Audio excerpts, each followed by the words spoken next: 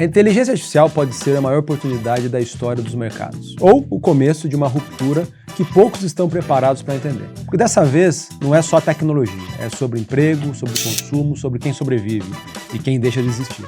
Durante anos o investidor aprendeu a comprar sempre as big techs, comprar empresas de crescimento, comprar o futuro, mas e se esse futuro estiver precificado errado? E se as empresas que parecem seguras hoje forem justamente as mais expostas? E ao mesmo tempo, os verdadeiros vencedores estiverem fora do radar. Energia, infraestrutura, commodities, países ignorados.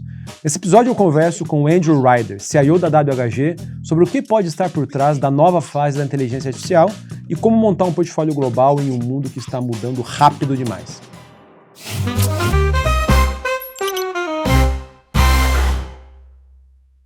Bom dia, boa tarde, boa noite. Bem-vindos a mais um episódio do Second Level. Meu nome é Samuel Ponsoni, eu sou sócio fundador da Outliers Advisory e esse é um programa em parceria com os nossos amigos do Market Makers. Hoje eu tenho um convidado muito bacana, muito diferente, que cobre os mercados de uma maneira mais diferente dos gestores brasileiros que a gente traz aqui na média. O nome dele é Andrew Ryder, ele é sócio fundador e CIO da WHG.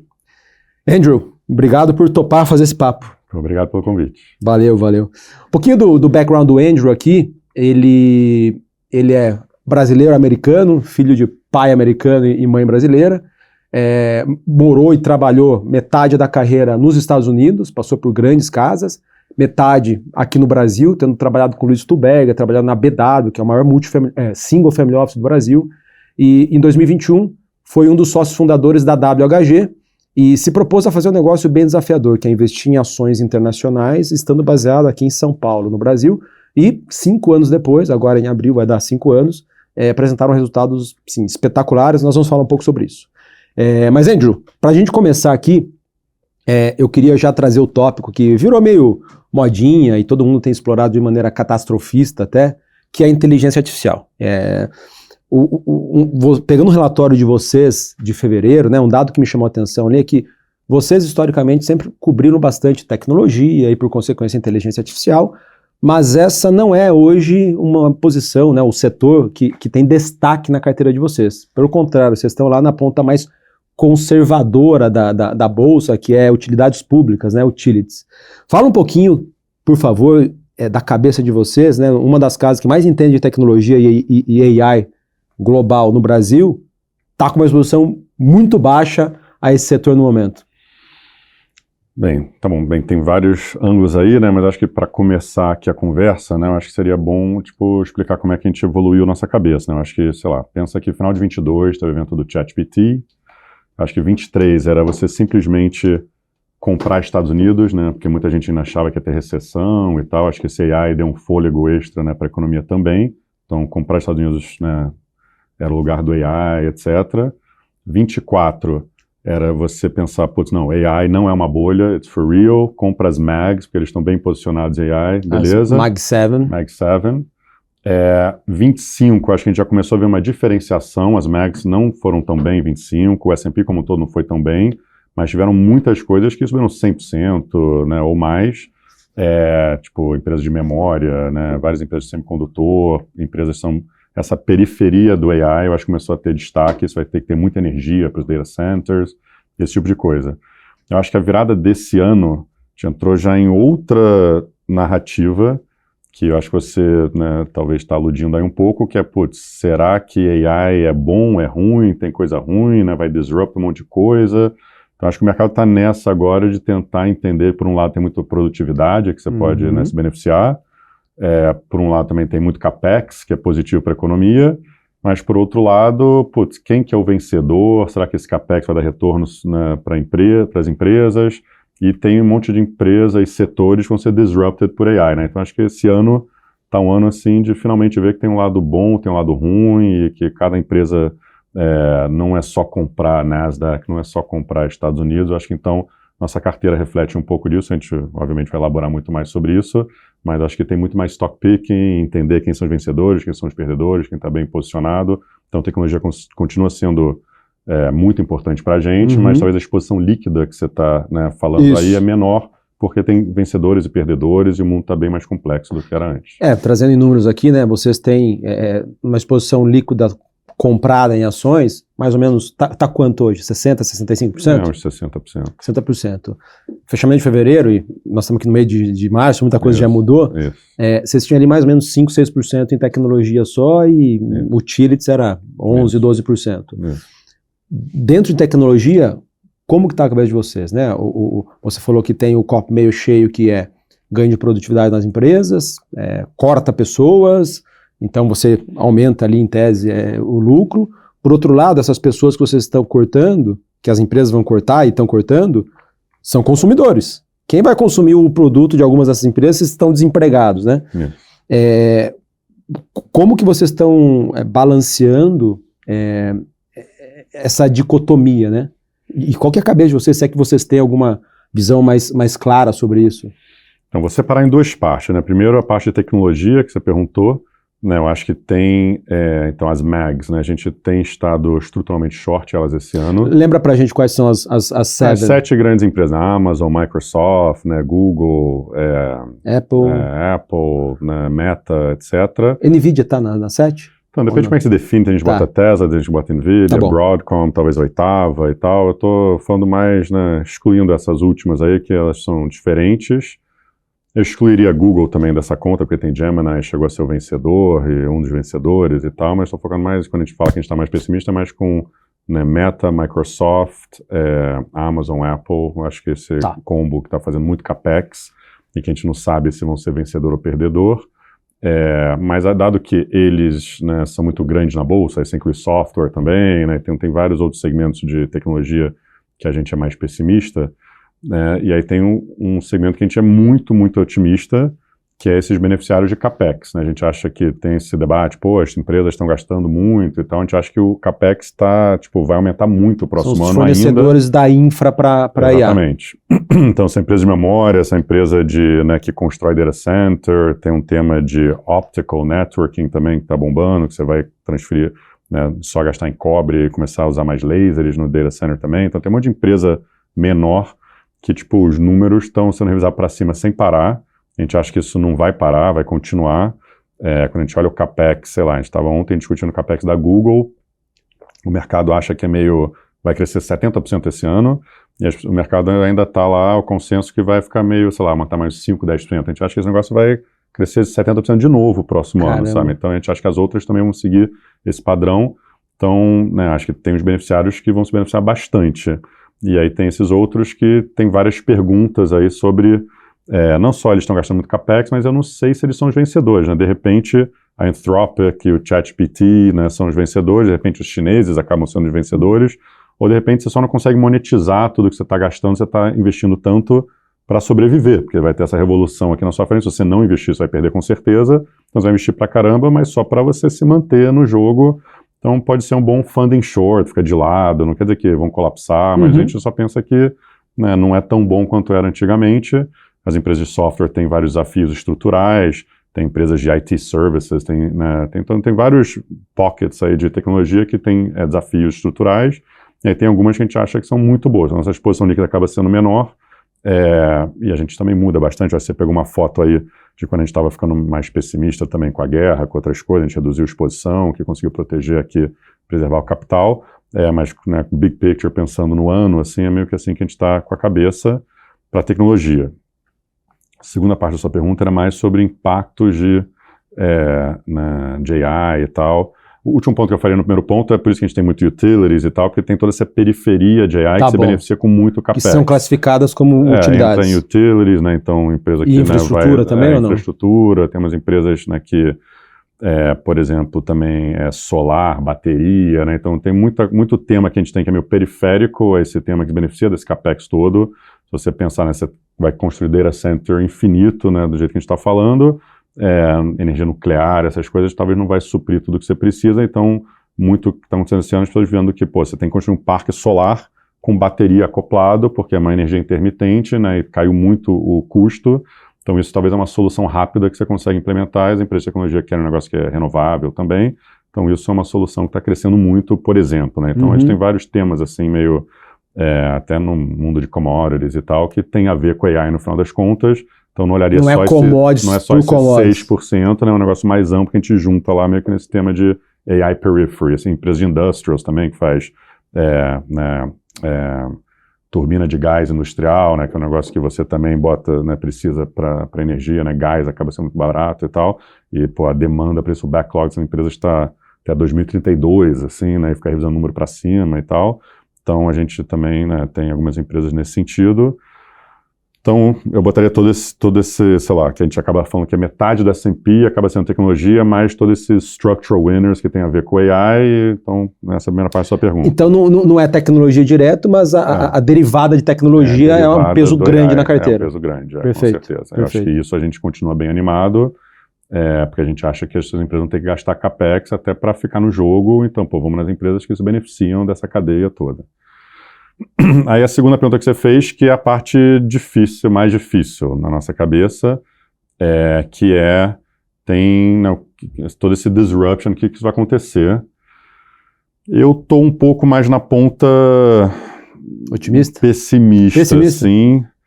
É que tem os dois lados da moeda, né? Por um lado, você olha o Anthropic, né? A gente vai provavelmente falar um pouco mais disso, né? Eu acho que, bem, antes de entrar nisso, o que aconteceu esse ano? Né? Eu acho que esse ano teve um momento tão importante quanto o ChatGPT, que o mercado ainda não digeriu. Sei lá, não é uma coisa que todo mundo fala tanto assim, né? Mas acho que lá no final de 22 teve aquele ChatGPT moment que foi pro AI, pro consumidor, né? Que agora, pô, legal, todo mundo tá no aplicativo, usa o dia inteiro. Esse ano a gente teve esse Claude Cowork e o OpenClaw. Acho que foi tão importante quanto, mas pro mundo de enterprise AI, né? Então, para as empresas, né, começando a ver, caramba, vão ter essa revolução dos agentes, está começando mesmo. Acho que a gente bateu aquele ponto de inflexão, né, que agora é para valer, o negócio funciona e ajuda a gente demais.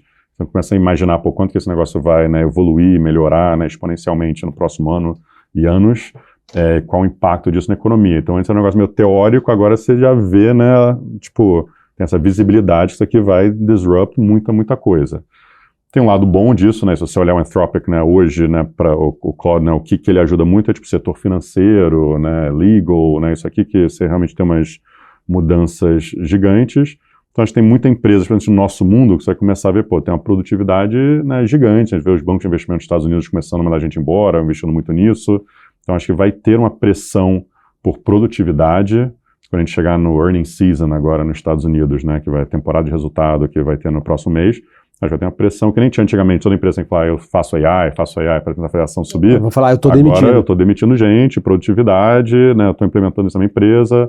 A Block, né, que era a antiga Square, que é uma Stone americana, né, anunciou, mandou embora 40% das pessoas. Eu falei, né, Goldman, Morgan subiu. Stanley, subiu uns 20% no dia, e desde então subiu um pouco mais, e estava bem mal a ação antes. Né, os bancos de investimento estão começando, né, a anunciar também alguns cortes, a Amazon anunciou alguns cortes, né, Meta também. Então acho que isso vai começar a virar um grande tema que, se você pensar, né, tipo, a margem do S&P poderia subir muito se você realmente tiver toda essa eficiência. Então é difícil ficar tão pessimista com a S&P e com as empresas em geral no mundo, se realmente você vai ter um choque de produtividade absurdo nunca antes visto, né? Pode ser anos 90 turbinado, assim, né? Por outro lado, quem consome os produtos da Meta, da Apple... Então, por outro lado, tem vários por outros desempregados, lados, né? Exatamente. Então, um ângulo é esse desemprego, né? Então, exatamente, eu acho que o que a gente tem falado tem analogia com a globalização, né? Pensa na época da globalização, quando a China entrou no OMC, ou até antes, quando todos os países do Sudeste Asiático, Leste Europeu, que eram comunistas, entraram, né, no mercado de trabalho, né, começo dos anos 90, e foi indo até, né, começo dos anos 2000 mesmo, quando a China entrou no OMC. Foi um processo, assim, de uma década, 2 décadas, de, né, quem era essa classe operária no mundo desenvolvido, foi um desastre, assim, né? Você tem todos aqueles documentários daquelas cidades fantasmas em Michigan e tal, Detroit, na Europa também teve isso, né? Então, a analogia que a gente está falando é a mesma coisa que globalização fez para essa classe operária, talvez o AI vai fazer para essa classe de colarinho branco, né? O white collar job. Então, mas o problema é que, se você olhar o PIB que essas pessoas representam é muito maior, né? O consumo que eles representam é muito maior. Então, o impacto econômico pode ser muito maior, o impacto político também são, né, pessoas, né, com mais poupança e tal, acho que o impacto político pode ser gigante. Então, isso é uma coisa para pensar, né? Então, né, compartimentaliza isso. Segunda coisa para pensar é todas essas empresas que são disruptadas com o AI, né? Então, todo dia tem uma nova que você achava que era vencedora, agora é perdedor. Oracles da vida, software, né? Software é um setor gigante. mas começaram a pensar, putz, né, sei lá, empresa de logística, alguém criou um software rapidinho que é tão bom quanto que as empresas de logística têm. Então, as empresas de logística tiveram a maior queda desde o Covid, assim, né, e teve, né, empresa de seguro, também teve uma grande queda. Seguro não tinha visto. Real estate brokers, qualquer coisa assim que é meio ter um intermediário, alguma ineficiência, né, talvez o software né, essa AI que vai ter esse colapso, é meio que uma inteligência abundante, né, então, empresa de IT services também, né, você terceiriza qualquer produto de IT, né, a gente, né, tem uma conferência de tecnologia que o nosso time estava lá semana retrasada, e, pô, as empresas estavam falando quanto que eles estão economizando em, tipo, pô, a Exxon falou que já está economizando só com advogado $300 milhões por ano, anualizado. Que bizarro. Assim. A Lyft, né, que é a competidora do Uber lá nos Estados Unidos, estava falando que, né, eles gastaram $1 milhão para desenvolver uns softwares internos e aí não estão precisando mais usar nenhum IT services, e também eles usavam uma empresa também de software chamada Zendesk. A gente nem vai precisar gastar mais, a gente está economizando, acho que era $3 milhões por mês, depois de ter gastado $1 milhão uma vez. Uma vez? Então era tipo, sabe, uns números assim, estratosféricos, você começa a pensar o impacto na economia inteira disso.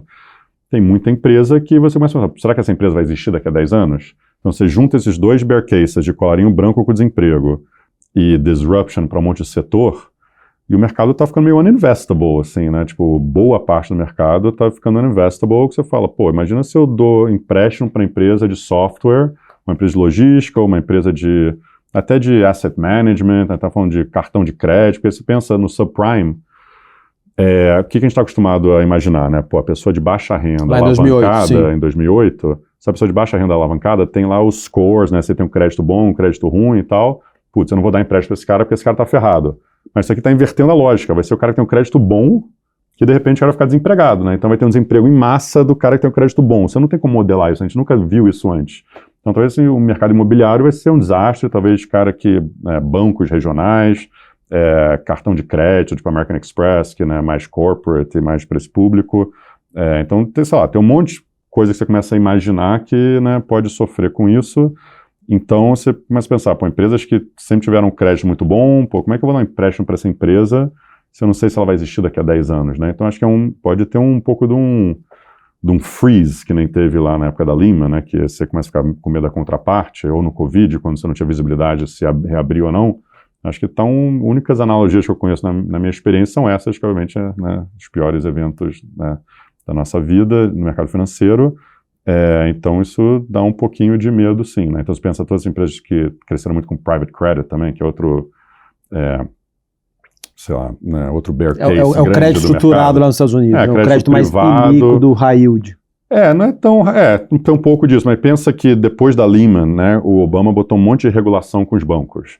Então os bancos faziam um monte de empréstimos proprietários que eles começaram a falar, putz, eu não posso mais fazer porque isso vai consumir muito o meu balanço.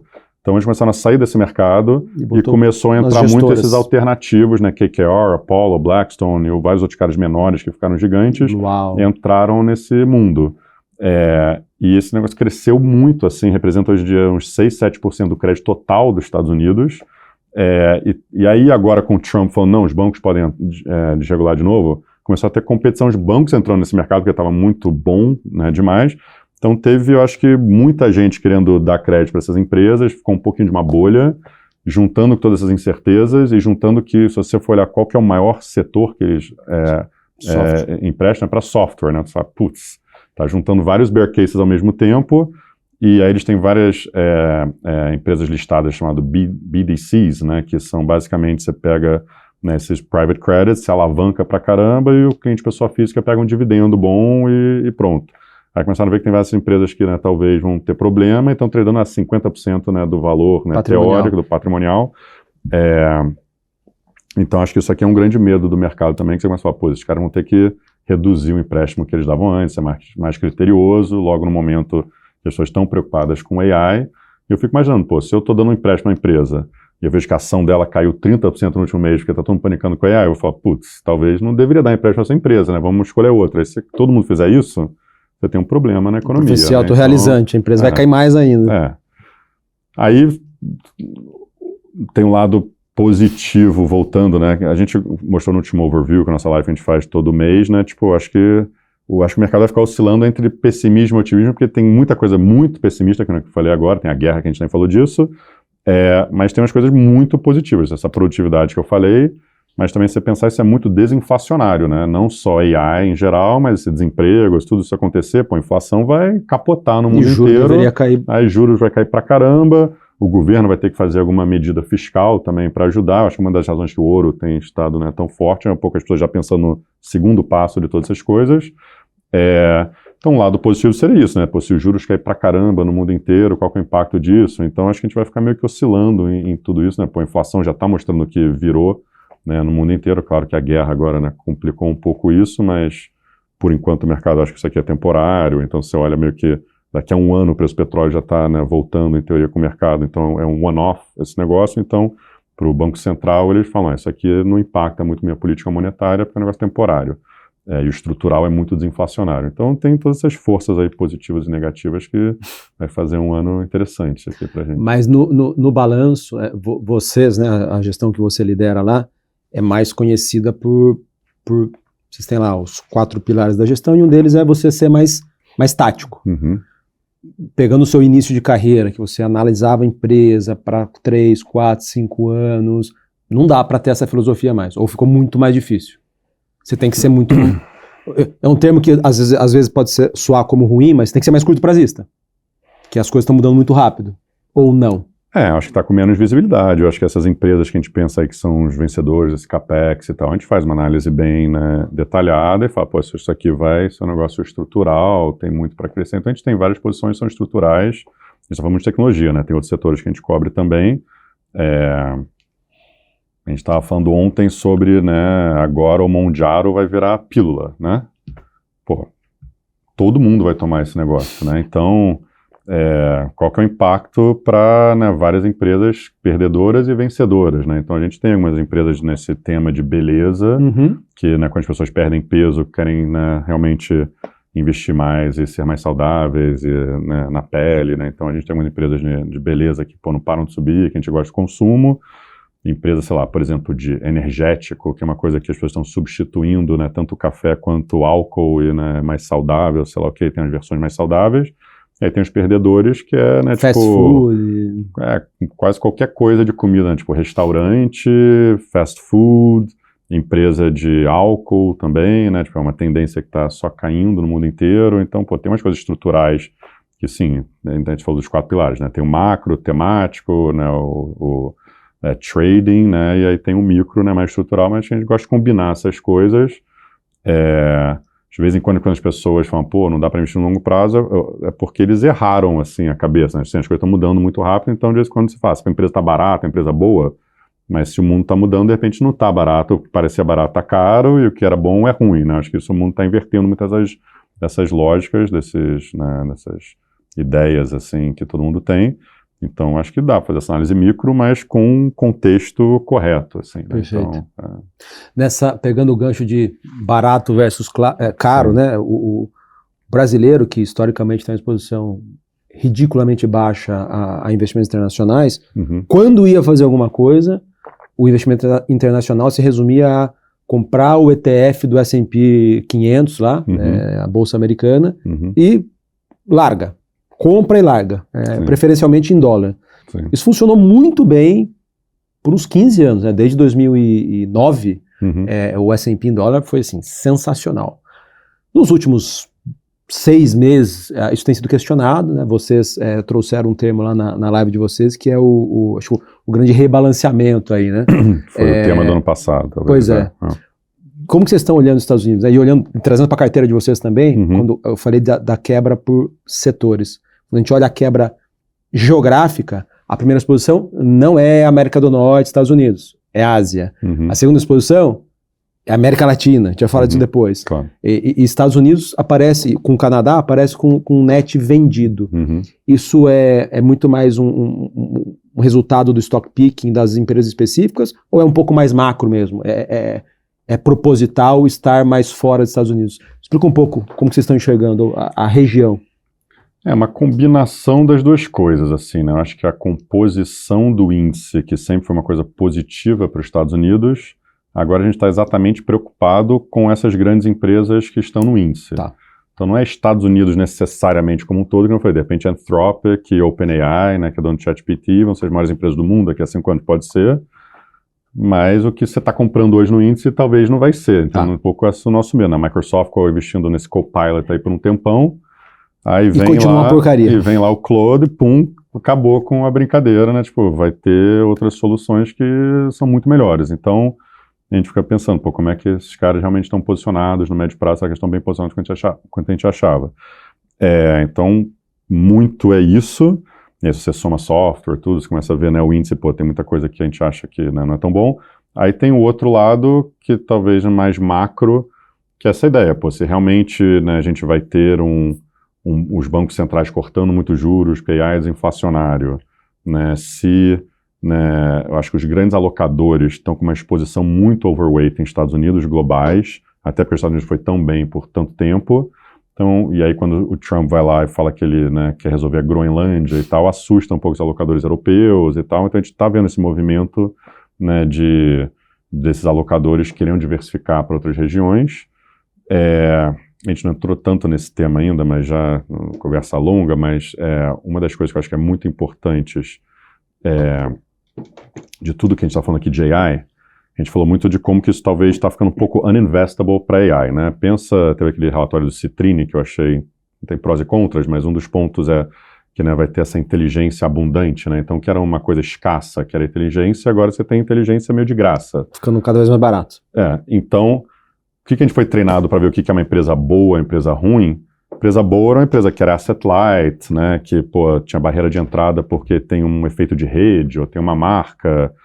Você pensa, essas multinacionais, né, não gastam muito em CAPEX, quem está gastando em CAPEX é um cara no mercado emergente que está poluindo pra caramba, e eles têm a marca, têm o design, etc, etc. Por isso que era uma empresa tão boa por tanto tempo.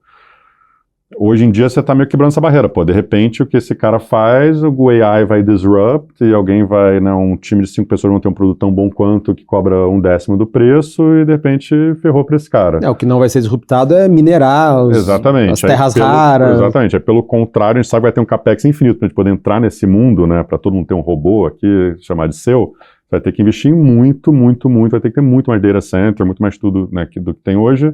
Então, os ativos reais por 2 ângulos, né? Primeiro, por todo esse CAPEX, mas segundo, se esse desemprego traduzir em juros baixos e, pô, tiver que ter um Bolsa Família mundial turbinado para toda essa galera que vai estar desempregado, provavelmente os ativos reais vão ser um lugar bom para você estar escondido, né? E tanto metais preciosos, mas tanto infraestrutura quanto, sei lá, cobre, coisa que é usada para AI também.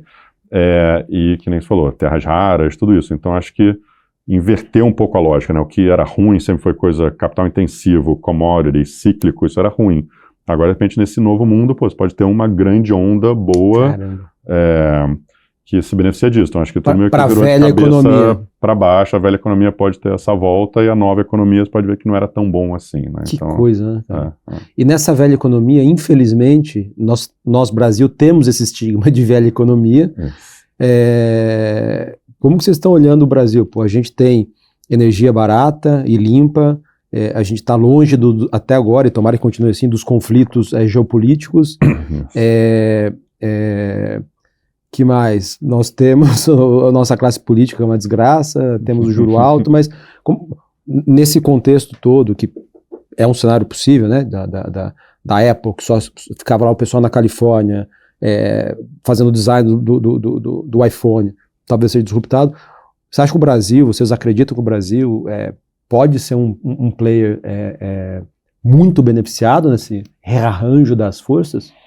Então, a gente brincou no último overview que, né, o Lula falou recentemente em um lugar que, né, tem que votar num cara que tem sorte, né? A gente falou, pô, isso é difícil de argumentar, porque realmente, né, tipo, do nada, todas essas teses, né, que a gente está listando conspiraram a favor do Brasil. Conspiraram a favor do Brasil, né? A gente até brincou, pô, é como se tivesse um bingozinho, né? Tem esses bear cases e bull cases. O Brasil meio que está bem posicionado nos dois, assim, né? Então, né, porque você pode falar, Estados Unidos, é que a gente falou, tem prós e contras, sei lá o que, né, mas você fala, pô, exatamente o que você falou, né, pensa que vai ter muito CAPEX, né, infinito em data center.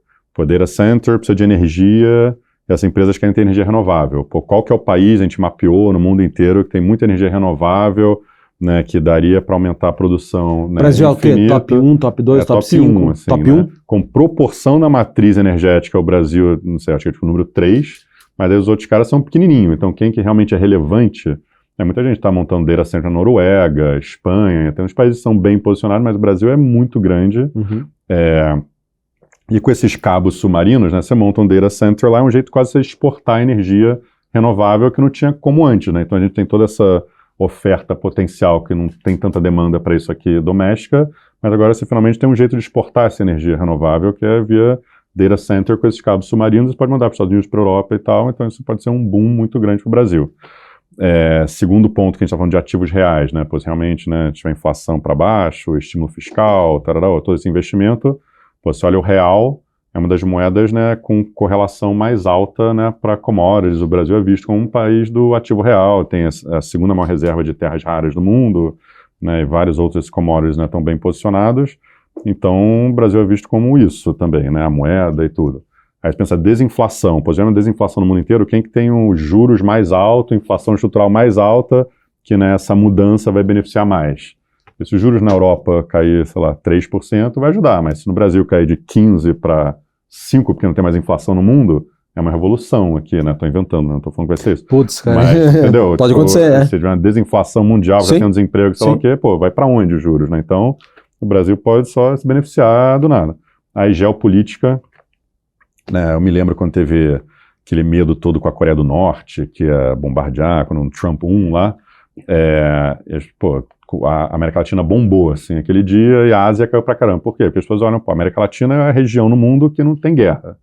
Né? Não sei, se a China vai invadir Taiwan, se a Rússia vai invadir mais outro país na Europa, se o Oriente Médio vai explodir, então, o que eu faço? A América Latina, os caras gostam de futebol, não gostam de guerra. São menos beligerantes. Então, se beneficia disso. Então, e tem commodities, né, o Brasil, né, quando você olha o Terms of Trade lá, o petróleo subindo para o Brasil é um dos maiores beneficiários disso, né, então, em termos de troca. Então, meio que tá bem posicionado para todas essas coisas, né, acho que o bear case é que, são coisas meio de longo prazo que demoram, assim, né, terras raras, o Brasil desenvolver é complicado pra caramba, esses data centers, né, o Brasil não tem estrutura, nem regulação e tudo para ter esses AI data centers gigantes ainda, então são coisas que vão demorar, mas assim, se pensar, né, médio prazo e tal, o Brasil está muito bem posicionado, então quando a gente fala bolsa, o múltiplo ficou mais caro, porque, sei lá, os estrangeiros estão visualizando, está bem posicionado, eventualmente seu lucro vai subir muito além do que está sendo projetado. Agora, de vez em quando você tem umas correções no meio do caminho, tipo uma eleição, ou tipo, né, uma guerra exógena, sei lá o quê, que você se empolga muito rápido e você tem umas correções grandes, né? Mas então a gente está falando meio assim de médio prazo, acho que o Brasil está bem posicionado. Nos últimos 12 meses que a Bolsa Brasileira subiu absurdamente, mais de 50% em dólares, eu não sei como que está esse dado agora até o meio de março. Os grandes... O Luiz Tubego usou essa frase, não sei se foi ele que cunhou, mas eu vi ele falando pela última vez que foi um dos bull markets mais tristes, né? Porque poucos fundos multimercados pegaram, os fundos de ações que pegaram, perderam 60%, 70%, 80% do patrimônio nos últimos 4 anos, então eles voltaram, caíram grandes e voltaram pequenos, e quem mais se beneficiou foram os gringos. E você, eu considero você mais gringo do que brasileiro, até acho que só o período no mercado era gringo, né? Ou é ainda? Depende, alguns chamam, né? De gringo, né? Tanto pela cidadania, quanto por ter trabalhado lá fora, quanto pelo foco de vocês ser Bolsa Global. O que os gringos estão olhando que o brasileiro não está olhando? Porque nós, e eu me incluo aqui, a gente está contaminado com essa Selic é 15%, hoje tem Copom, a gente não sabe, hoje não, hoje tem Copom, falava-se, chegou-se a aventar 75 pontos base de queda, depois 50, 25, tem gente falando com medo que talvez não caia nada. Vai dar um estresse grande na curva de juros aí. Mas, a gente está com o juro muito alto, que vá para 14, 13, vai continuar muito alto. Nós temos um problema fiscal de longo prazo, de médio prazo, gigantesco, que nem o partido governante atual e nem o que vai assumir provavelmente não vai lidar direito com esse negócio. Mão de obra especializada falta, nós temos todos os nossos problemas e a gente fica meio contaminado com isso, né?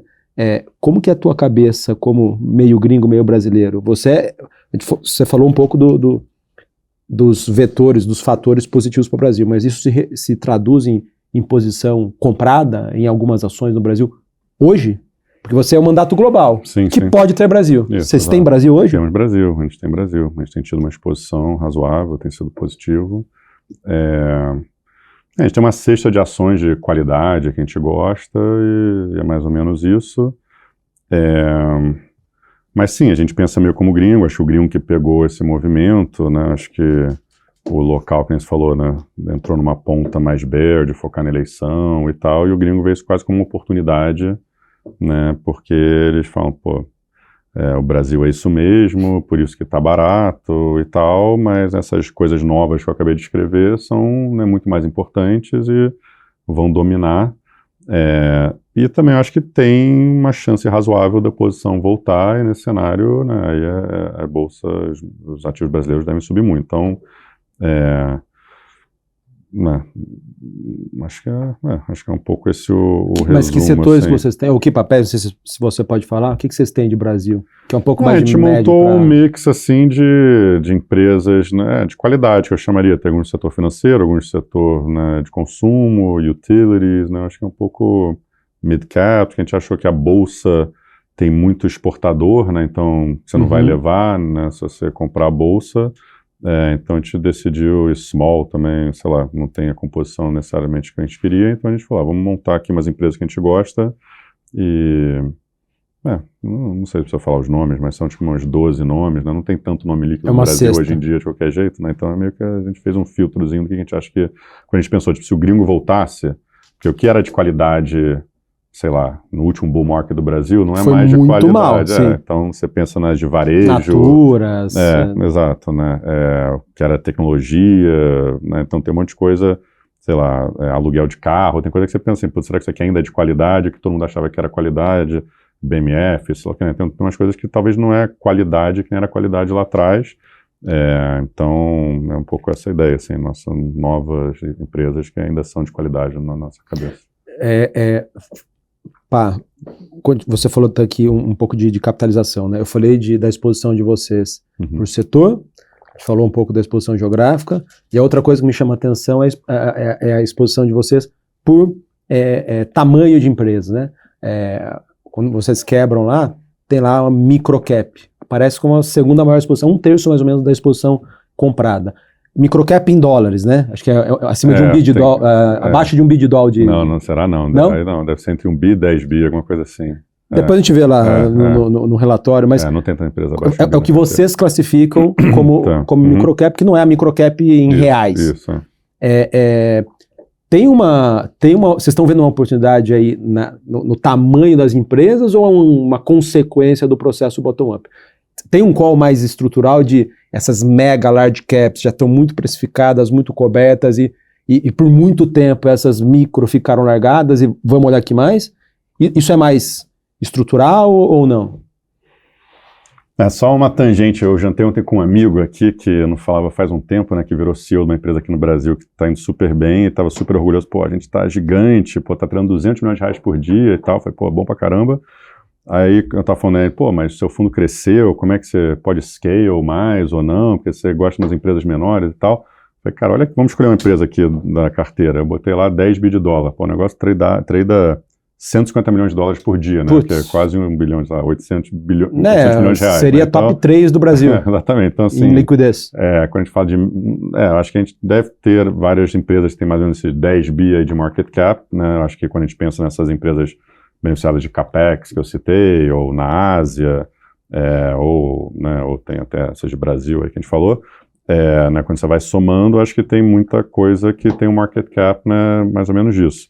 Mas acho que a liquidez, assim, é tipo 100 milhões de dólares para cima. Então é super tranquilo operar esses nomes. Mas sim, eu acho que tem, que nem a gente está pessimista com as mega caps, né? Que eu expliquei. Eu abri o relatório de vocês. Aqui está abaixo de 1 bi. Tá bem, eu vou corrigir nosso time de marketing depois. Alguém errou aí, não sei.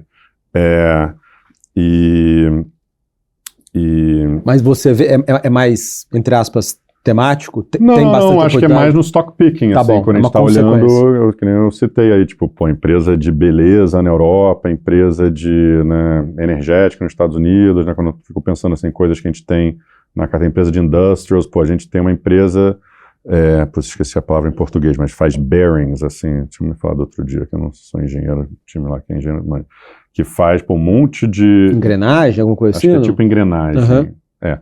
E aí esse negócio, pô, é usado para todo tipo de, né, end market, possa pensar industrial.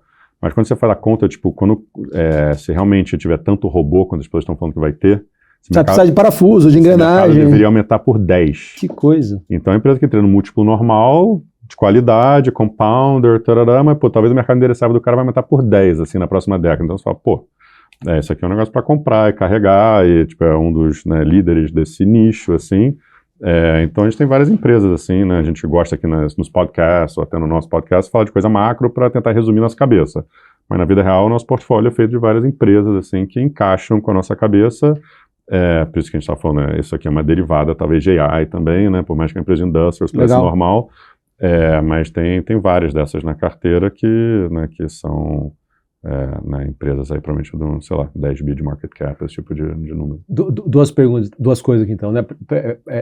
A questão o fato de vocês estarem com uma exposição boa aqui a microcaps, não é um tema que o investidor médio poderia falar, poxa, eu vou comprar um ETF de small microcaps dos Estados Unidos. Não é esse o call. Isso pode ser um dos problemas. Talvez na época a gente estava com bastante Russell também, então a gente já montou no lado macro, a gente comprou. Não, esse ano a gente tem tido trade de emerging markets contra S&P, e também Russell contra Nasdaq tem sido um pair, assim, que a gente tem entrado e saído, dependendo do momento. Então é uma temática, mas é mais tático. É uma temática. Depende do momento. Então, como eu falei, né, a gente também começou a ficar preocupado com o Russell, porque se realmente tiver tanto desemprego e tal, nessas empresas menores podem sofrer, assim, também. O Russell, que é o 2000? 2000, que o Small Caps. É como se fosse o SMLL lá dos Estados Unidos. Isso, exatamente. Tá bom. Mais fácil de tradar. Então, acho que tem prós e contras, acho que mercado emergente, por isso que talvez está mais fácil de comprar, porque small caps, por um lado, se beneficia, né, de toda essa produtividade, de AI, etc. A economia está forte, com todo o estímulo fiscal que o pacote do Trump está tendo. Talvez se a gente cortar juros também, juros para baixo seria muito bom. Mas, por outro lado, se tiver tanto desemprego, né, e AI disruption, com vários setorizinhos que você não está nem esperando, né, acho que talvez cancela um pouco desse benefício. Então, outro comentário que é curioso, quem olha o relatório de vocês setorialmente fala, poxa, eles estão com pouca exposição à tech, mas na verdade, depois de tudo que a gente falou até agora, quase toda a carteira tem um embasamento oriundo de tech. E os impactos que tech vai ter. Seja commodities, seja industrials. Exatamente. Interessante. Exatamente. Nossa visão macro chega na nossa carteira de alguma forma. E AI, todo mundo está falando da guerra sem parar o dia inteiro, a gente fala, putz, a gente acha que a guerra é a terceira coisa mais importante dos bear cases, né? Acho que o mais importante é esse disruption de AI. Segundo é private credit, tem uma galera realmente panicando private credit nos Estados Unidos. E acho que o terceiro é a guerra. Talvez isso vai mudar, né? Vamos ver se essa guerra continuar por vários meses e o petróleo começar a subir, né, bizarramente, mas é uma das três grandes preocupações, mas a gente acha que é a terceira por enquanto. Então, sim, quando a gente está pensando na carteira, AI é a coisa que domina a carteira, e por isso que eu comecei o podcast falando disso, né? A evolução um pouco do AI, porque no começo era só se comprar o Nasdaq, depois era, agora eu vou comprar semicondutor, e agora já virou, a carteira inteira tem que estar pensando... Todos os setores vão ser impactados por isso. Então, você não consegue comprar uma empresa de logística na Europa sem pensar qual é o impacto de AI nisso, né? Então, caramba. A gente falou um pouco de private credit, bem pouco aqui, mas falando de guerra. Vocês fecharam o ano com quase 100% de exposição líquida comprada, que é um 96%, que é uma exposição alta, olhando a média histórica de vocês de quase 5 anos. E em um mês, 45 dias, lá vocês vieram de 96, 95 para 60, 2 meses. Chegou a ficar menor, chegou a ficar bem menor. E vocês, agora pós-guerra, vocês diminuíram mais, mas antes da guerra eclodir, vocês já estavam menores. O que vocês já estavam vendo de fumaça no mercado que levou vocês a reduzirem antes mesmo da guerra eclodir? Eu vou responder duas coisas, né? Primeiro, porque a gente estava tão comprado no final do ano. Eu acho que lá em novembro começou a ter esse debate, Gemini vai passar o ChatGPT. Aí teve toda essa reviravolta no mundo de tecnologia, teve esse rotation, né, que agora as pessoas começaram a entender que depois do shutdown a economia ia reacelerar com, né, esse estímulo fiscal do Trump, e também entrando, né, alguém dovish no Fed, não sabia que ia ser o Kevin Warsh ainda. Então a gente achou que estava na hora de mudar a carteira, mas aconteceu no final do ano que muita gente que estava tendo um ano bom sofreu, muita gente que não estava tendo um ano bom também sofreu. Então todo mundo falou, cara, eu vou reduzir risco aqui. Então todas as coisas meio compradas, que a gente olhava meio crowded, né, que os hedge funds gostam no lado comprado, sofreram no finalzinho do ano, e muita coisa que as pessoas são shorts consensuais meio que subiram no final do ano. Então a gente sentiu que todo mundo fechou o ano com baixo risco, especialmente nas coisas que eles gostavam. Então a gente falou, pô, agora é hora de aumentar risco pra caramba, entrar na virada do ano com o pé no acelerador. Então a gente, não só a exposição líquida estava alta, mas a exposição bruta também estava bem alta, como eu falei, comprar emerging markets contra S&P, Russell contra Nasdaq, bem vendido em Apple, Meta, Amazon, Microsoft, e muito comprado nas teses que a gente gosta. A gente falou de várias delas, mas tem várias outras também, tem coisa na China, também coisas que a gente achou que, né, teve a conferência de tecnologia lá em Las Vegas, no começo do ano, que a gente achou que a temática ia ser robótica, então a gente comprou algumas empresas na Ásia, falou que a gente é grande Ásia e tal, que são plays de robótica. Então aí a gente tem meio que um janeiro perfeito quase, né, que tudo bem, encaixou, né, já até esqueci, mas tipo 14%, alguma coisa assim. Né, num mundo que o S&P estava meio de lado, a gente realmente encaixou todas as teses. Aí no começo de fevereiro a gente começou a pensar, putz, eu acho que está meio que virando consenso, né? Eu não falei das commodities, mas a gente estava bem comprado também em ouro, empresas mineradoras de ouro, de prata, de cobre e lítio, foi um grande tema que deu super certo no começo do ano. E a gente começou a falar, putz, a gente já viu isso antes, né? Onde começa a ficar muito consensual, todo mundo já entendeu que ouro é fantástico, que AI vai disrupt tudo, que as mags são horrorosas, pô, cara, tem um cenário onde a bolsa vai cair e os nossos shorts vão subir, porque as mags estão tão fora, né, do interesse das pessoas nesse momento, que se tiver, né, e já estavam falando de guerra na época e tal, pô, se tiver alguma grande correção, eu acho que a gente pode sofrer nos dois pontos. A gente decidiu reduzir muito a nossa exposição bruta, até mais que a nossa exposição líquida, mas em vez de ficar ultra comprado, a gente foi mais para um pouquinho abaixo do normal, de exposição líquida, mas a gente ainda queria ficar comprado, porque a gente achava que as pessoas estavam meio pessimistas ainda, mas a gente foi reduzindo muito a exposição bruta. A gente tirou todos os shorts das mags, reduziu o risco shorts global de S&P, Nasdaq e tal, reduziu o comprado em mercados emergentes, tudo isso, e a gente ficou mais leve, assim. Então, quando veio a guerra aí do Irã, a gente sofreu que nem todo mundo, mas a gente já está quase positivo aqui no mês e tal. Dependendo, né, que hoje está complicado, tem muita coisa, a gente estava positivo aqui de manhã. E então acho que é um pouco isso, a gente entrou mais leve assim nesses eventos todos, achando que, pô, você também muito preocupado com esse negócio de AI disruption, que, pô, será que a galera não vai entender que pode ter um freeze geral, assim, em algum momento, mas agora a gente está voltando a aumentar risco, achando que chegando mais perto da temporada de resultados, vai começar a ver o lado positivo do AI nas empresas, anunciando um monte de coisa, então nosso viés é mais pro lado positivo agora. Mas tem a guerra que pode mudar tudo. Guerra. Sistema econômico macro lá muito forte, né? Ajuda muito na gestão. Isso faz parte do DNA do trading de vocês. Vocês estão conseguindo ganhar dinheiro com o impacto que a guerra está tendo na bolsa? Exemplo, comprados em ETF ou empresas de petróleo, algo do gênero? Como que está a carteira com relação a esse tema, guerra? Acho que depende da crise ou correção ou preocupação. De vez em quando a gente só quer não perder dinheiro, né? Eu acho que a guerra é um negócio que é meio binário e o Trump é uma pessoa meio imprevisível. Então, né, eu consigo ver um dia o Trump falando, ganhamos a guerra, né? Acabou. Sem necessariamente ter ganho. Cada um define o que quiser, não vai entrar em política aqui, mas ele vai falar, ganhamos uma guerra, bombardeei todos os caras, matei o Khamenei, tá tudo pacificado, vamos agora para Cuba e fazer outras coisas e tá tudo certo. Se você ficar muito pessimista e comprado em petróleo, você pode arrebentar o teu ano nesse negócio, que é um negócio muito binário. Então, pra gente, mas por outro lado, obviamente, se a guerra continuar, se o petróleo começar a ir para 120, 140, 150, vai ter um impacto na economia, né? Então a gente está meio que num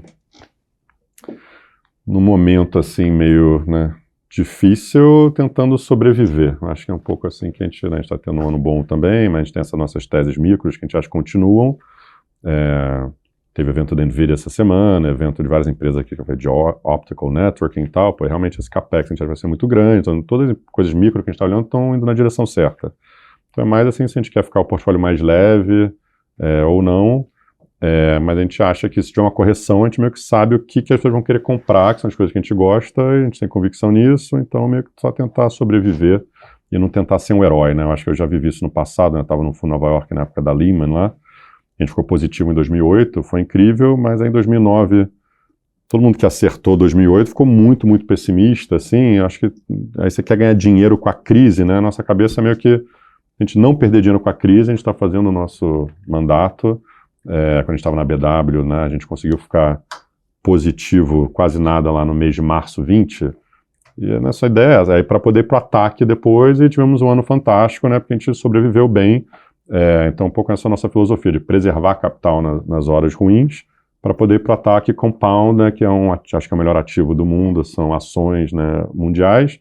Então, para você conseguir compound isso, a gente conseguir não perder muito dinheiro nas horas ruins e conseguir compound nas horas boas, a gente vai ter um track record incrível. Se você ficar muito pessimista, falar, pô, eu quero ser o herói, vou acertar na hora que todo mundo está quebrando, de vez em quando você acaba quebrando na hora boa do mercado, que aí é quando todo mundo está ganhando dinheiro, você está quebrando, então virou um negócio todo, né, complicado. Então, sei lá, e essa guerra, a gente não está convicto ainda que, né, é o fim do mundo, sabe? Eu estou mais preocupado ainda com a AI disruption do que com a guerra. Interessante.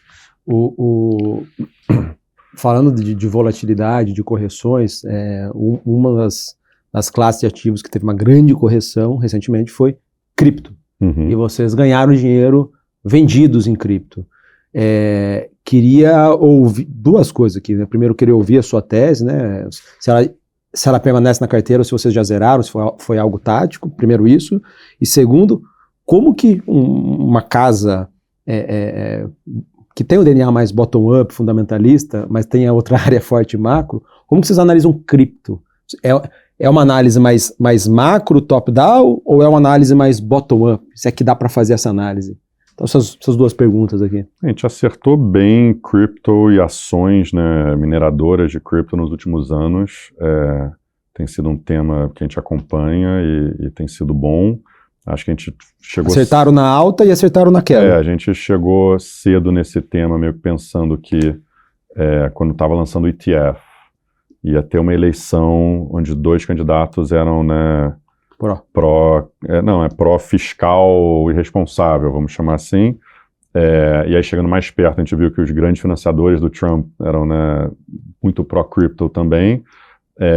E aí a gente começou a estudar as empresas de cripto e começou a ver, não, na verdade os caras nem são de cripto, os caras são empresas de energia, né? Então porque a dificuldade hoje em dia para você construir um data center é pegar um contrato de energia para esse data center. As empresas mineradoras de cripto já resolveram esse problema, né? Eles têm que ter uma energia barata para minerar cripto. Então eles começaram a ver, putz, eu posso pegar, sei lá, era 5 vezes o que eu ganho, ou 10 vezes o que eu ganho minerando cripto, se eu fizer um contrato com a Google ou com a Microsoft. Então a gente começou a fazer o valuation no momento que ninguém cobria muito esse setor, era mais pessoa física e tal nos Estados Unidos, então os grandes bancos não tinham cobertura muito boa. A gente começou a modelar isso e falou, pô, se a galera começou a olhar isso como uma empresa de utilities, de energia mesmo, as empresas vão voar. E além disso, o cara também tem cripto, então se cripto subir, então a gente acabou pegando muito bem isso na eleição do Trump, depois da eleição do Trump, virou um grande tema. Ano passado, quando teve esse momento de stablecoins aí também, a gente viu agora é o momento dos altcoins, não é só Bitcoin, né, que isso que eu falei é Bitcoin miners, né, e Bitcoin. E esse segundo momento foi um momento de Ethereum e Solana, que a gente também pegou ano passado um pouco. Secundárias. E a gente teve a felicidade de meio que sair fora e não olhar mais isso, sei lá, desde setembro. E aí, na virada desse ano, a gente falou, pô, esse negócio de cripto tá indo mal, tá meio fraco, a gente bota o nosso chapéuzinho de trader também, que é uma das 4 pilares que você falou. Estava muito comprado em commodities de todo tipo, né? Começou com ouro e prata, e depois cobre, e depois começou a virar lítio, mineradoras, tudo isso. Carvão, que a gente começou a falar, qualquer energia que polui ou não polui vai precisar, porque a demanda tá tão alta por energia. Então a gente, né, tava com um portfólio muito grande em commodities, até chinesas de commodities também, alumínio, tudo isso. E aí a gente vê que cripto tá vindo mal, falou, putz, se der alguma correção, acho que cripto pode ser um bom short para isso. E foi isso, quando, né, a gente não tava com ouro, muito ouro nem prata, quando teve aquela grande correção de ouro, e aí cripto meio que caiu bastante, e a gente conseguiu, era o nosso hedge dessa nossa exposição de commodities, assim, foi boa. E agora a gente está até com a cabeça contrária, assim, estamos estudando aí no tema, está cedo, mas tem uma tese no mercado, né, que todos esses agentes aí, quando forem revolucionar o mundo de payments, é um setor que a gente não falou, que também Citrine mencionou, né, será que, né, sei lá, Visa, Mastercard, né, todos esses caras vão existir, será que vai ter outro jeito de fazer pagamentos? Acho que o sonho de todos esses caras puristas de cripto é que, né, vai ser tudo feito via tokenização, etc, etc. Então, de repente, esses agentes vão ser a coisa que realmente quebram essa barreira e começam a usar Bitcoin como jeito de pagamento em vez do meio de pagamento que a gente tem hoje, né? Então, acho que o Bitcoin está tendo uma volta um pouco nessa tese. A gente está estudando isso ainda, mas acho que isso pode ser um tema interessante também para olhar, mas a gente não está convencido ainda. Mas o jeito que vocês olham é mais bottom-up, majoritariamente. Acaba sendo uma derivada, realmente. A gente estava estudando, né, stablecoins para o setor financeiro, a gente viu que isso aqui ia ter uma revolução, nossos consultores, que a gente usa macro também, estavam todos falando disso. Vamos estudar muito mais isso, a gente viu, isso aqui é a hora do altcoin moment, né? Então, exatamente, antes estava olhando os Bitcoin miners e viu que era um play de energia, né? E agora a gente está olhando commodities e é uma combinação das 4 coisas, micro, macro e trading, que acaba entrando no portfólio. Boa. Na nossa primeira conversa gravada lá em comecinho, meio de 21, eu lembro que você usou o termo, existia na época lá o termo da China ser não investível ou ininvestível, não sei se existia essa palavra, e você discordava, te acha que China é investível sim, temos exposição na época, mas você exigia um prêmio de risco ali muito maior. Como está a cabeça com relação à exposição à China hoje? Incluindo também um pouquinho com AI aqui, né? Porque a China é um competidor grande e talvez se mostre mais eficiente, porque ao passo que nos Estados Unidos são investimentos eminentemente privados, vindo da iniciativa privada, na China é meio que uma política de Estado, né? Como vocês estão olhando China e correlacionando um pouco com AI? Então, a gente acha que a China está muito bem posicionada em AI, acho que totalmente diferente daquela nossa conversa em 21, né? Acho que naquela época era outras coisas. Hoje em dia a gente é pessimista com China como um todo, quando você pensa na economia, eu acho que ainda está indo mal, real estate, né, acho que o crescimento não está fazendo estímulo suficiente, né, moeda valorizando é até ruim para a economia e tal, mas a gente pensa, talvez até uma analogia boa é pensar tipo, na época do Obama, assim, a economia não era tão boa, mas o S&P foi muito bem. Porque é o contrário do que a gente estava falando agora, né? Não é só o macro pensar no país, está comprando aquelas empresas, né? E naquele momento, aquelas empresas estavam muito bem posicionadas, estavam baratas, etc. Então você pode ter essa dicotomia que é diferente do Brasil, né? Onde a economia está indo ok para mal, mas a bolsa pode ir muito bem. A China tem um período que a economia ia muito bem e a bolsa ia mal. E agora acho que é o contrário, né? E também na China tem várias bolsas diferentes, né? Um ponto importante para reforçar aqui. Mas a gente acha que tem vários pockets da bolsa específico que podem ir muito bem na China. Então, não necessariamente a bolsa da China como um todo. E por quê? Porque quando você pensa em AI, estão investindo tanto nessa corrida, né, como se fosse espacial, equivalente aos Estados Unidos com a União Soviética para mandar um cara para a Lua e para o espaço e tal, agora é de AI. Né? Então, eles vão investir infinito, infinito, infinito. Mas no final das contas, o que você faz com a AI? Né? Esse AI vai ser, né, transformado num algum hardware que você vende para alguém. Então, um carro autônomo. Será que a China não vai ganhar essa corrida do carro autônomo? A gente vê aqui no Brasil, os caras produzem carro metade do preço de todo mundo, tecnologia boa e tal. Robô. A gente vê assim, tipo, até os robôs da Tesla usam muitas partes que vêm da China, que eles dominam, assim, totalmente, né? O negócio da mão, que é a coisa mais importante do robô, tem que ter um imã específico, que, a China que domina, sabe? Então tem várias peças ali que são key, que a China aqui domina.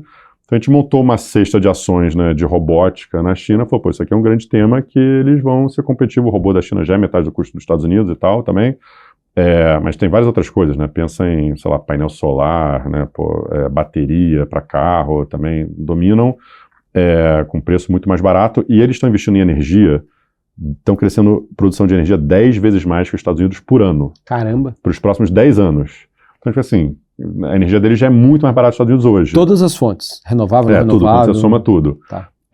Então, né, pensando que isso é o input mais importante, você pensar que AI no final é transformar energia em alguma coisa, né? Eu acho que eles vão estar muito competitivos para esse mundo de hardware, né, que você vai usar AI para fazer isso. E aí, no mundo de modelo também, eles têm esses modelos que estão um pouco atrás da fronteira, que eu acho que hoje em dia a gente, como ser humano, ainda consegue ver a diferença.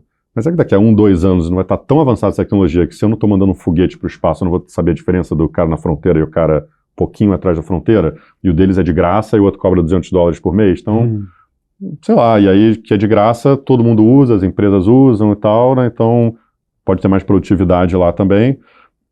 Então acho que é um lugar que a gente gosta, de empresas de semicondutor, empresa de robótica, empresa de energia também.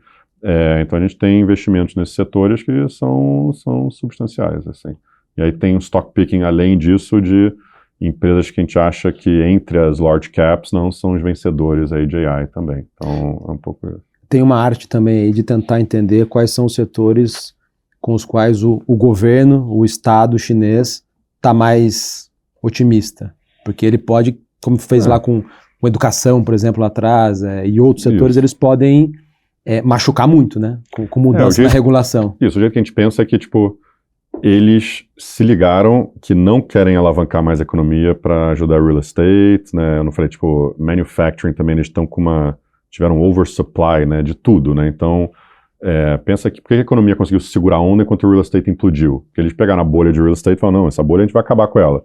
Mas tiveram que substituir com outra bolha, né? Outra bolha foi produzir né, painel solar, carro, sei lá, eletrodoméstico, né, tudo infinito, tem um oversupply disso no mundo inteiro por causa deles, e agora eles estão num processo de reduzir a oferta disso para racionalizar um pouco, até para as empresas ganharem dinheiro e tal, que é bom para a bolsa, mas além disso, o que você está falando, eu acho que é bem claro, assim, tá bom, então como que eu faço, né, a economia crescer, e especialmente a poupança do chinês, dado que o real estate está mal, né, crescer, eu preciso da bolsa subindo, e eu acho que eles se ligaram nisso. Então, em vez de sumir com o Jack Ma, agora, né, trouxeram de volta, agora, né, estão falando dos empreendedores bem ali na China, querem incentivar o cara do DeepSeek, que é um cara que né, eles gostam, então acho que esse tipo de sinal mostra que eles falam, não, AI é um negócio que a gente é existencial, que é o caminho para eles virarem superpotência e ganhar essa corrida do AI, né, então por isso que o Trump também está tão, né, fritado com esse assunto.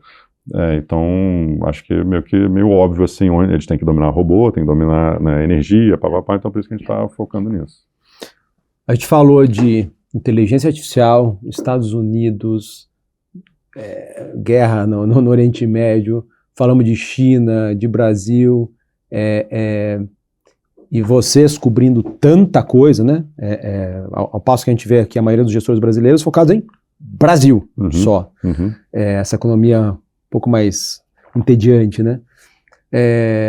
E vocês, mesmo cobrindo tanta coisa em São Paulo, do Itaim Bibi, conseguiram apresentar um retorno espetacular nos últimos 5 anos. Vai dar 5 anos agora em abril, né? Isso, né? O fundo principal de vocês lá, o Long Bias Global, subiu mais ou menos 200% desde o início, contra o índice global de ações que deu mais ou menos 96%, 97%, 100% que seja. Então vocês deram mais do que o dobro do índice global. Já incluiu no carrego e tudo.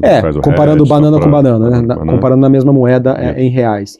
E nesse período, o CDI deu mais ou menos 70%, foi bastante, né? Mas vocês deram, quase o triplo do CDI, e a Bolsa Brasileira deu, sei lá, 60%. Então, vocês foram muito bem, contrariando o senso comum dos investidores brasileiros profissionais, né, os alocadores, que, poxa, vocês vão fazer global aqui de São Paulo, né? Então existia bastante, e eu acho que ainda existe, esse pé atrás com o fazer global estando no Brasil. Bom, vocês não só fizeram, como fizeram muito bem.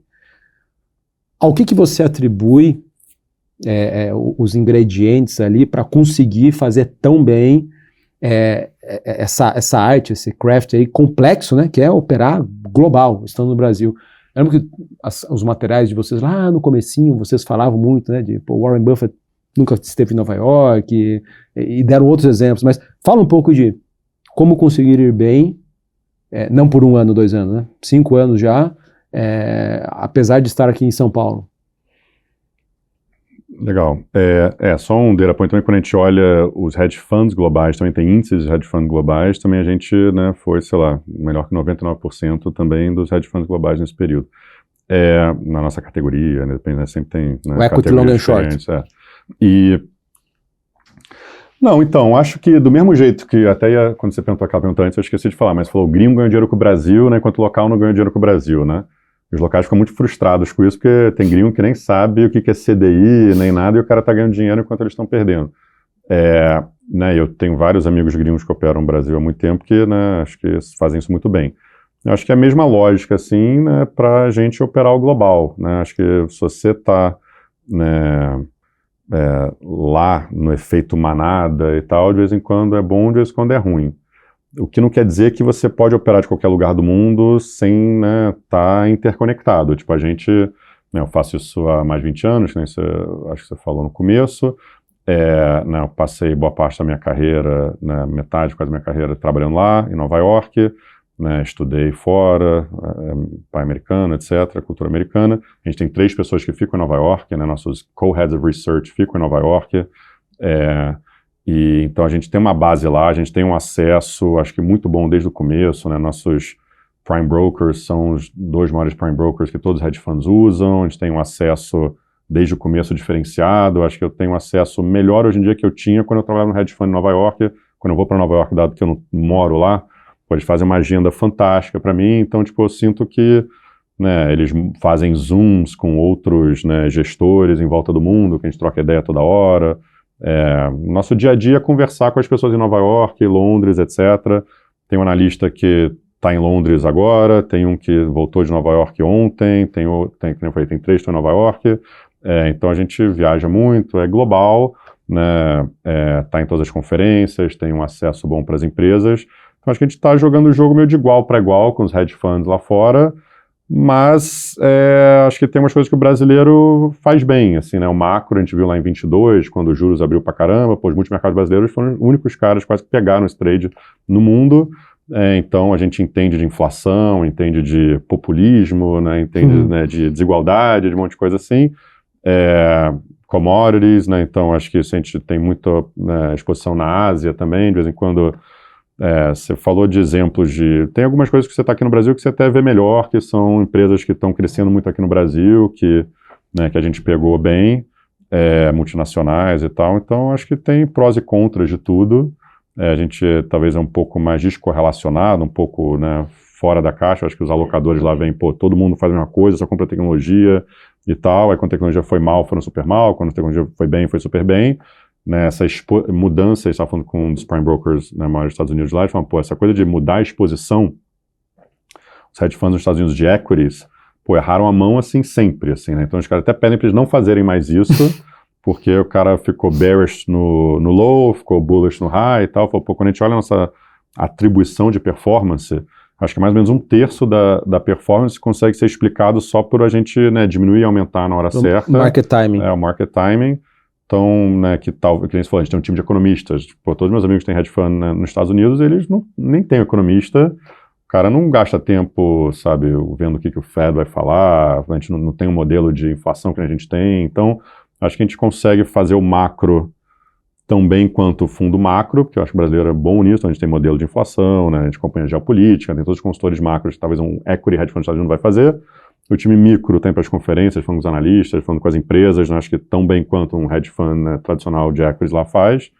E aí a gente, talvez sendo, né, bicultural, você consegue pensar um pouco fora da caixa, pensar as coisas de um jeito diferente e tal. Então acho que a gente tem a cultura americana lá dentro, né, tipo, acho que todo mundo praticamente do time, né, ou morou fora, ou estudou fora, ou tem algum ângulo, tem esses caras que moram lá. Então a gente é, né, bem americanizado, mas ao mesmo tempo... Eu acho que é uma vantagem você também ter outra cultura, especialmente o Brasil, que é uma cultura bem, né, um país complexo, vamos chamar assim, que você aprende muita coisa. Então, quando você falou de gringo antes, pior, né? Alguns caras me chamam de gringo carioca, né? Paulistas aqui, né? Falam, pô, que bicho é esse, né? Tipo, já não gostam de carioca, não gostam de gringo, 2 coisas juntas, falam, como é que funciona isso? Mas então, né, meio que são personalidades opostas que eu tenho na mesma pessoa, né? Então, é isso. Acho que seria o resumo aí da resposta. A gente falou um pouquinho disso anteriormente, né? Você começou no mercado com uma análise mais fundamentalista, e análise fundamentalista, né? Que é olhar o fundamento da empresa, você está olhando longo prazo. Você acredita que, de maneira mais estrutural... Focado na Ásia, na época, essa análise fundamentalista. Então, dureza. Mas dado o cenário macro, geopolítico atual, de tecnologia, o impacto de inteligência artificial, você acredita que dá para ainda ter, não é a sua estratégia no long bias, mas dá para ter uma carteira mais compra, né, o buy and hold, compra de ações e segura por longo tempo, só baseado em fundamento da empresa? Você acha que isso está muito mais difícil hoje ou não? Está tão difícil quanto era no passado? Acho que dá. É que eu acho que sempre foi difícil, é que as pessoas estavam fazendo coisas que eles não sabiam que eles estavam fazendo, talvez, né? Eu acho que o que não... Bem, aí eu vou discordar, talvez, de muita gente, né, que faz isso, mas eu acho que o problema é que as pessoas olham valuation e falam, tá barato versus histórico, vou comprar e vou segurar e isso vai convergir. E eu acho que isso é o jeito errado. Eu acho que quando a coisa tá barata por uma razão, quando a coisa tá cara por uma razão. Aí você vai olhar para trás, o melhor exemplo que eu gosto de falar, né, a gente fez uma conta aí para o overview alguns meses atrás, né? Se você olhasse 2 anos atrás, ou 2 anos e meio atrás, a Nvidia estava trazendo 30, 40 vezes PI. Então fala, já tinha tido esse boom, fala, será que esse capex é sustentável? Até tem 40 vezes, muito caro, não quero comprar. Small caps no Brasil estavam trazendo 8 vezes PI. Falei, isso aqui tá muito barato. Então eu conversava com meus clientes, alocadores, sabe o que, cara? Desculpa, mas todo mundo fala que todo mundo no mercado tá falando que o S&P tá caro, o Brasil tá barato, então vou ficar aqui. Então era difícil essa conversa, né? A gente fez uma conta olhando para trás. Na verdade, esse 30 e poucas vezes PI da Nvidia, se você tivesse comprado naquele momento, né, o que acabou realizando 2 anos depois, era 8 vezes PI naquele preço. Eles cresceram tanto. Foi revisando o lucro para cima tanto versus o que era o esperado. Foi 8 vezes o PI que você estava comprando Nvidia naquele momento. Caramba. Small caps no Brasil caiu 40%. E aí o que você pagou, e o que ele estava tradando no final desses 2 anos era 8 vezes PI também. Então revisaram para baixo 40% o lucro e ele caiu 40%. Então, tipo, o que parecia barato não era barato, parecia caro não era caro.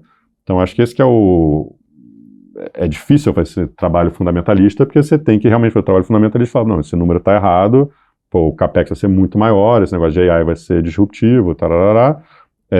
Então acho que dá para fazer, só que é difícil pra caramba fazer essa análise, não é só de falar, isso aqui é uma empresa boa, o management é bom, e tá barato, e pronto. Acho que essa tem sido a falácia, assim, muita gente que fez isso, que aí sim, o macro inverteu, né, os temas, né, pegaram as pessoas e tal, mas acho que tudo faz parte da mesma coisa, assim, né.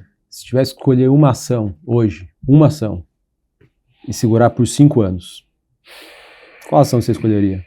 Dado que dá para fazer essa análise ainda, de longo prazo. Anthropic não é listado, mas seria essa empresa.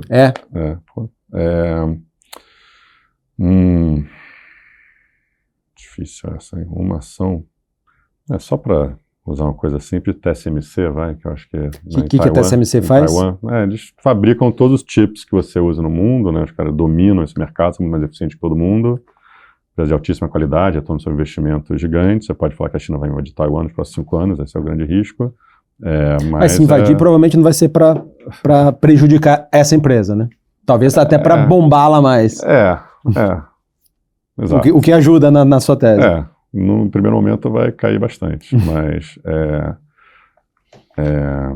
acho que seria isso, é meio que o hub aí, né, desse mundo de semicondutores. Anthropic, se fosse listada, e TSMC. Seria, Andrew, nesses últimos 4, 5 anos que vocês nasceram, né, montaram a WHG, a gente passou por um dos piores, o pior momento, pior bear market para a indústria de fundos da história do Brasil, e aí um asterisco grande aqui, indústria de fundos tirando crédito, né, fundos ligados a crédito e renda fixa foram muito bem, mas tudo ex-crédito sofreu muito, particularmente fundos multimercados e fundos de ações. Então nós vimos grandes casas respeitadas, muito sêniores, muito competentes, perdendo 60%, 70%, 80%, 90% do total sob gestão.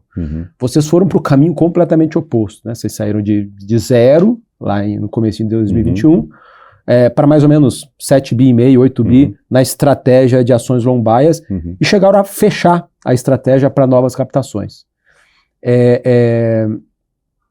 Fala um pouco desse movimento, né? Por que vocês fecharam? Porque vocês operam global, você tem muito mais opções de ações do que o Brasil, instrumentos inclusive, Por que vocês decidiram fechar? Foi um fechamento temporário, mais para sentir o fundo? Ou porque você acha que, do jeito que vocês operam, esse é mais ou menos o limite?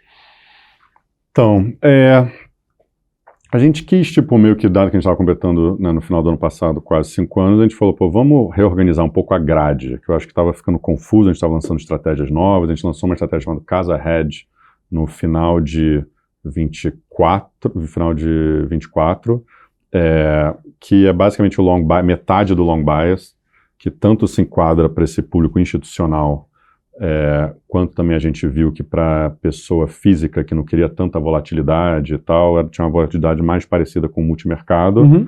Então a gente falou, pô, de repente esse deveria ser nosso cavalo nas plataformas, só que a gente achou que não estava sendo comunicado ainda bem, até por nós.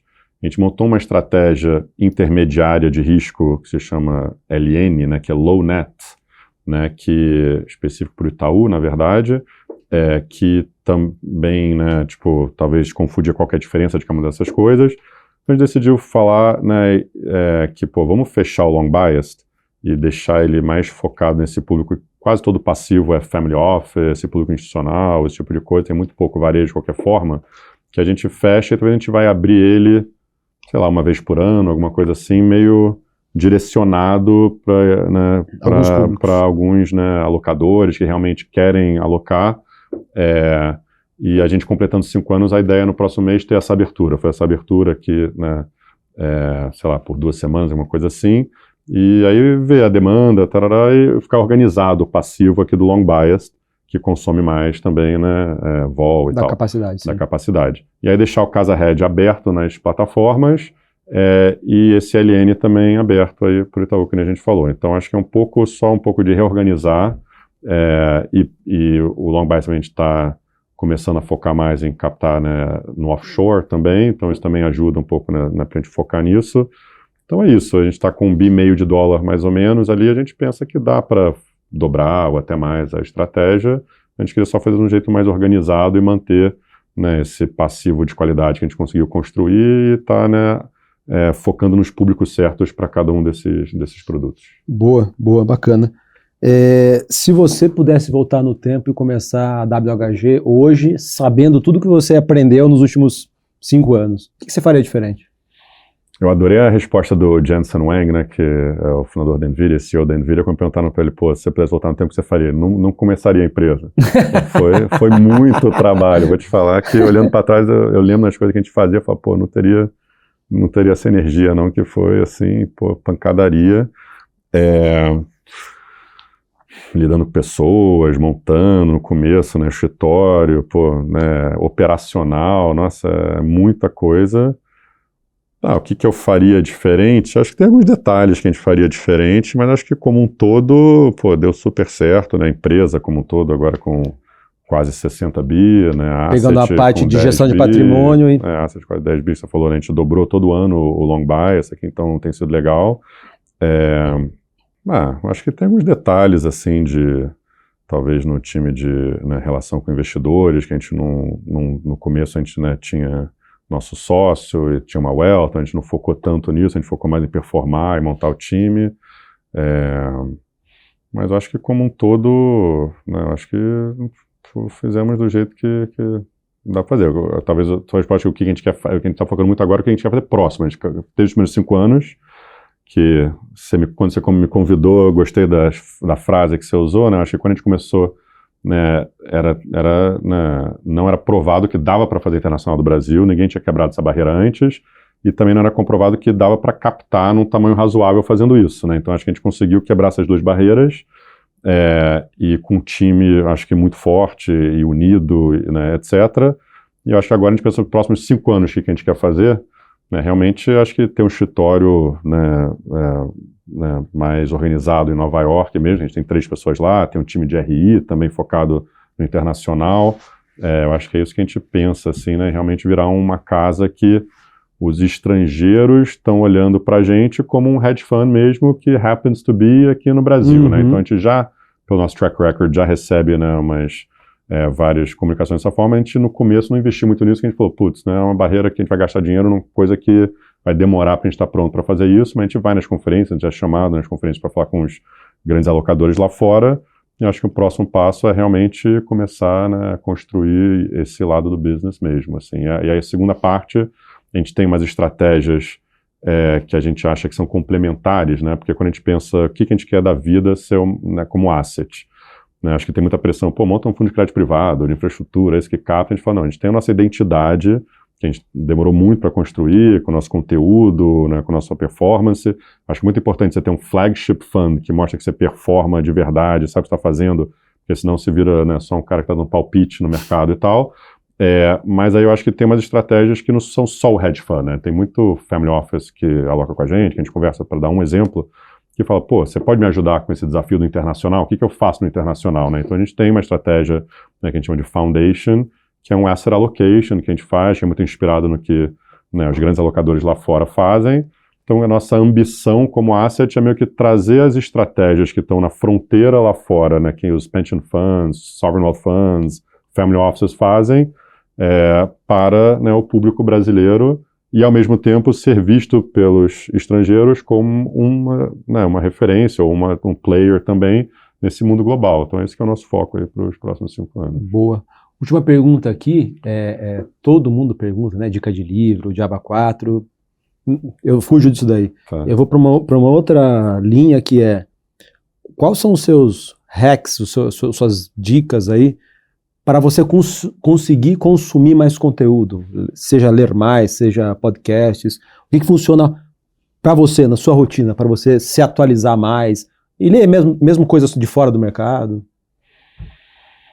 Tem que ter muita energia, né? Acho que é uma maratona, né? A primeira coisa que eu aprendi no mercado financeiro, isso aqui não é um sprint, né? É uma maratona, então você tem que realmente gostar do que você faz, então, né, quando tá tendo, né, eu adoro, né, ver o que o mercado tá falando do mundo, né, porque muitas vezes falar guerra é interessante, o mundo vai acabar, a terceira guerra mundial, mas o mercado tá falando o contrário, ou vice-versa, ou no Covid, o mercado tá falando que era sério pra caramba, né, que todo mundo achava que era uma gripezinha, então, sei lá, acho que tem que ser realmente apaixonado por isso, e então tem que ser uma pessoa curiosa, né? Então a gente sempre está conversando sobre quais consultores que a gente tem que ouvir, né? A gente está sempre testando coisas novas, base de dados novos. Acho que ter um time bom que também está filtrando as coisas, né? Então, pessoas que também são apaixonadas e curiosas e, né, estão vendo isso como uma maratona.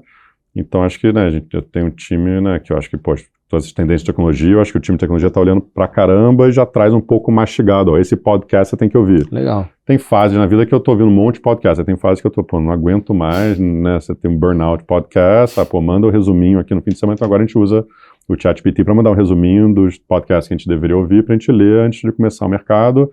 A gente tem um monte de consultor, a gente tá gastando, acho que quase $2 milhões por ano em consultoria geral, para ser bem informado, né, em todas as coisas que você, como uma pessoa, não consegue absorver tudo isso de informação, então a gente tem que trazer, né, então, como você falou, tem um time macro que também está vendo tudo isso, que fala, isso aqui é importante, esse cara trouxe essa ideia, tem um time de tecnologia que também está vendo isso, tem um time, né, de todos os setores que estão trazendo, então acho que no final das contas a gente é um business de pessoas que tem que, né, me perguntavam, talvez até se você me perguntando naquele primeiro podcast, mas tem asset nos Estados Unidos, Fidelity, sabe o que tem centenas de pessoas. Eu não consigo ter mais pessoa no time, porque eu não consigo absorver mais informação. Agora a gente aumentou o time de todos os agentes, né? Então já falei, parabéns, você contratou 5 analistas aí para você agora, você tem todos os agentes para trabalhar para você.